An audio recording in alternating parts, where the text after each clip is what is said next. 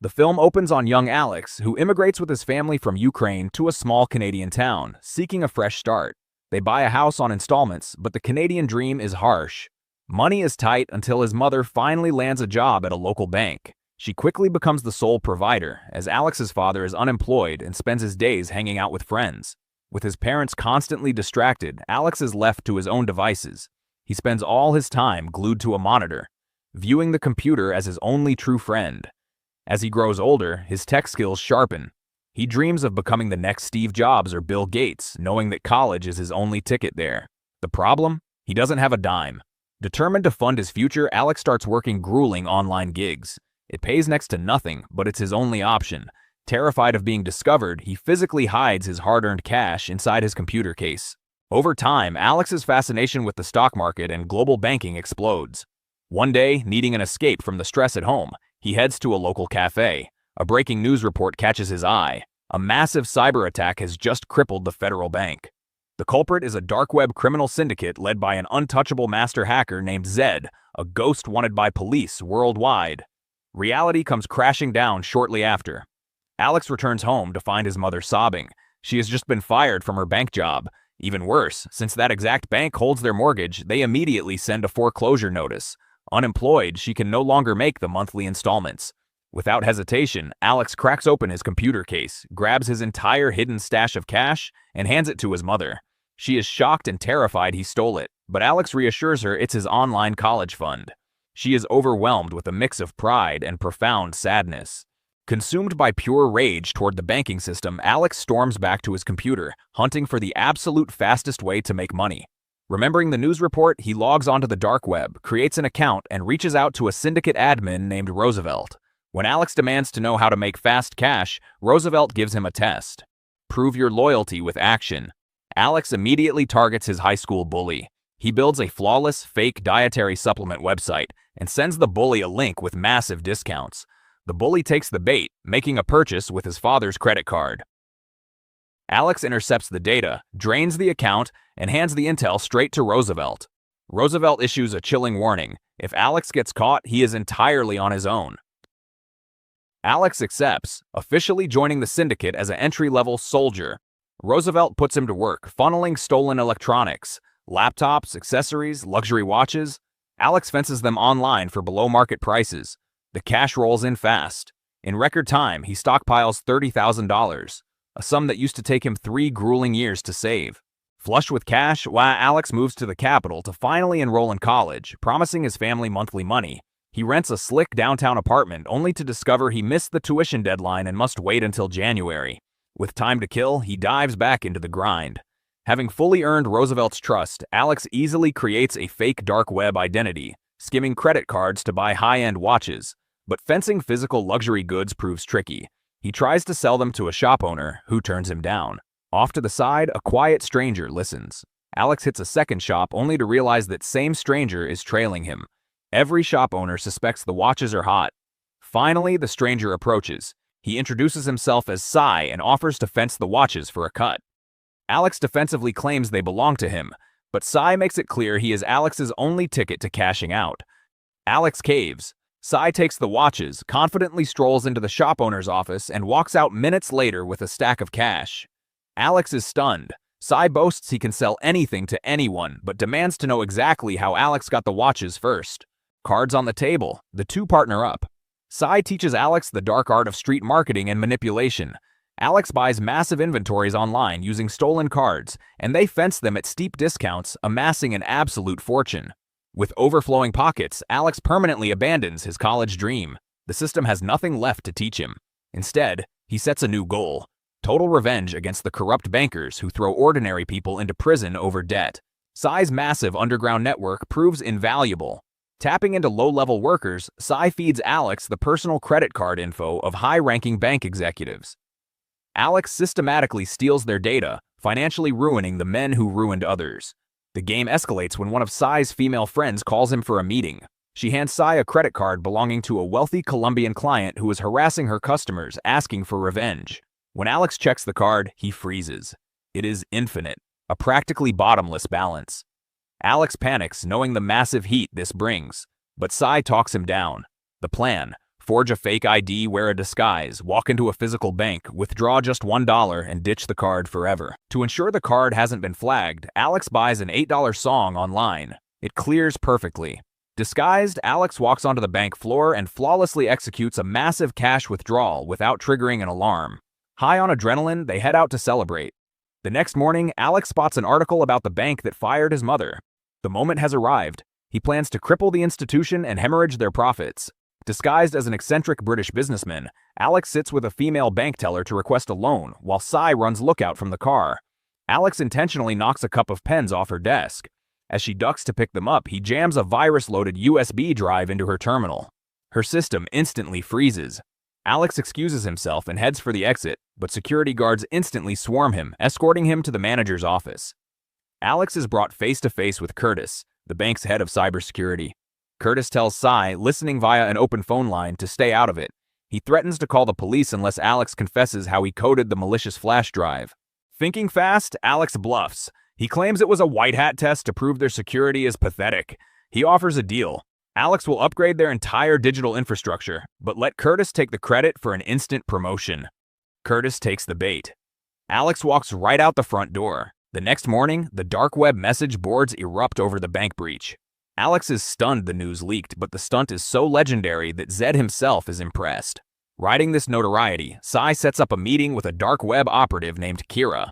Nervous at first, Alex quickly connects with her over their mutual obsession with Zed. Alex admits his goal is to meet the mastermind. Kira explains Zed is a ghost. It requires a world-shaking job to get his attention. Sye suggests bringing Kira onto the team full-time due to her underworld connections. She accepts immediately. Kira supplies them with professional card-printing hardware. Now, they encode stolen data onto fresh plastic under fake identities, fencing hyper-luxury goods for pure profit. Kira claims her success in finding wealthy buyers is all thanks to her highly connected uncle. But Sye grows paranoid, noting they've never actually seen this uncle. Alex brushes it off, laughing that Sye is just jealous. Looking to scale up, Kira suggests moving operations to Hong Kong to exploit weak financial oversight. Alex flat out refuses to leave Sye behind. The next day, Alex meets Roosevelt, handing him $5,000 as thanks for his promotion. He drops Kira's name, but Roosevelt has never heard of her. When Alex asks how to contact Zed, Roosevelt snaps, aggressively warning Alex that pushing the issue will get them both killed. Later, the crew executes a massive sale. Sye is entirely on edge, constantly fighting with Kira because the deal was her idea. During the meet, Sye aggressively confronts the buyers, screaming at Kira. The buyers, hardened mafia enforcers, lose their patience. They fire warning shots into the air, cancel the deal, and threaten to execute the crew if they ever see them again. Terrified, the trio realizes staying in the city is a death sentence. Alex caves to Kira's backup plan, and they immediately flee to Hong Kong. Touching down, they buy a high-end apartment and resume their theft ring, raking in staggering profits. But they get sloppy. At a watch shop, they forget to scrub a stolen card. The owner flags it and tries to detain them, but they barely fight their way out before the police arrive. Blowing off steam at a casino, a blackout drunk Sye starts a violent brawl. Alex jumps in to help, and the police arrest them both. Sitting in a holding cell, Kira magically gets them released by pulling strings with her elusive uncle. 2 days later, Kira pitches the ultimate score, a coordinated ATM skimming run to net millions in a single night. Before Alex can agree, Sye bursts in, ecstatic and carrying bags of cash. He admits he used the infinite Colombian credit card. Alex completely loses his mind. The Colombian client will have flagged it, painting a massive target on their backs. Furious, Alex orders Sye to take his cut and fly back to Canada. Sye packs his bags, leaves a stack of burner cards for Alex, and walks out. With Sye gone, Alex and Kira execute the ATM heist, draining machines across Hong Kong. As a calling card, they leave physical, dark web tokens, intentionally framing Zed's Syndicate in the media. The next morning, the news explodes. Over $2 million vanished overnight. Knowing the heat is coming, Alex insists they evacuate. Kira pleads with him to take the millions and permanently retire together. But Alex refuses, blinded by success, vowing to systematically destroy the global banking industry. Right on cue, Alex receives a direct message from Zed, congratulating him and officially promoting him. Emboldened, Alex demands a meeting. Zed replies that someone will reach out. Seconds later, a burner phone locks in the coordinates. Alex and Kira arrive at an abandoned, heavily guarded factory. After a rigorous search, they are escorted inside. Alex is stunned. Zed isn't a slick phantom. He is severely disabled, covered in burn scars, and relies on a mechanical oxygen machine. Zed demands to know why they moved to Hong Kong. Alex explains they fled the heat in Canada and tracked Zed down to ask for resources for world-changing heists. Zed lays out the absolute reality. If Alex delivers, he gets endless wealth. If he makes a single mistake, Zed will execute him. Working for the Syndicate means Zed owns him. He knows every detail about Alex's family and friends, and his men are everywhere. Shaken, Alex and Kira leave. Back in their car, Alex checks his phone and freezes. He has missed calls and a frantic voicemail from Sye, who is sobbing, apologizing, and waiting for them at the Hong Kong apartment. The scene cuts to the apartment. A knock echoes. Sye opens the door, and two heavily armed hitmen force their way inside. When Alex and Kira finally unlock their door, they find Sye's lifeless body in the bathtub. Alex is paralyzed with terror. He tries to call the police, but Kira physically stops him to prevent their exposure. The horrible truth sets in. The Colombian billionaire tracked the Infinite card and executed Sye. With a hit squad hunting them, the duo flees back to America. But Zed immediately contacts them, forcing them into his master plan. Trapped, they have zero choice but to comply. The operation is pure chaos. Zed's mercenaries dress a body double as the president of the Federal Reserve. As the fake president steps in front of the media, a sniper pulls the trigger. The world watches the assassination on live television. Global markets instantly panic and Wall Street plummets. In the chaos, Zed bypasses distracted security grids, draining $1 billion from corporate accounts globally. But the illusion crumbles. The authorities realize the real federal president is safe, and the dead man was an imposter. Fleeing to their getaway car, Alex and Kira are ambushed by masked operatives. A blunt object smashes into Alex's skull, and the world goes black. Alex wakes up blindfolded and drugged in an abandoned room. Miraculously unharmed, he escapes and desperately dials Kira's number from a stranger's phone. The line is dead. Alex executes their fail-safe plan, catching a flight to a designated rendezvous point at a Buddhist temple in Thailand. He waits for days in the sweltering heat, but Kira never shows up. Desperate, Alex walks into an internet cafe. He swipes his card, but the system flashes red. It's flagged as stolen. The cafe owner quietly dials the police. Glancing at the cafe's television, Alex sees breaking news. Zed has been captured and Kira was shot and killed during the manhunt. Shattered by her death, a nagging instinct tells him something is wrong.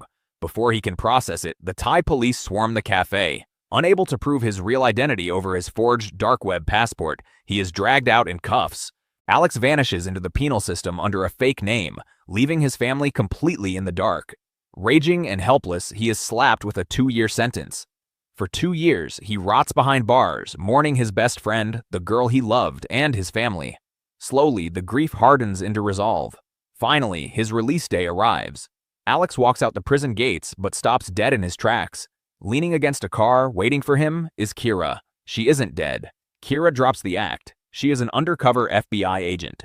Years ago, as a convicted cybercriminal, the Bureau offered her a deal to help take down Zed. She reveals that Curtis, the bank's cybersecurity head, is actually her FBI handler. He was the fake uncle. When Curtis saw Alex's custom virus code, the FBI knew Alex was the only hacker reckless enough to lure Zed out. The Bureau orchestrated everything. Kira was ordered to emotionally manipulate Alex, forcing the bond and planting the idea to move to Hong Kong, where they suspected Zed was hiding. Alex demands to know why she let him rot in prison. Kira explains that communicating with him would have blown the global operation and gotten them both killed. Her orders were to vanish, but she chose to wait 2 years to tell him the truth. She hands Alex his real legitimate passport so he can go home. Gutted by the profound manipulation, Alex's anger slowly fades as she sincerely apologizes, wishing they had met in a different life. Standing there as free people, they decide to leave the underworld behind and start a brand new life together.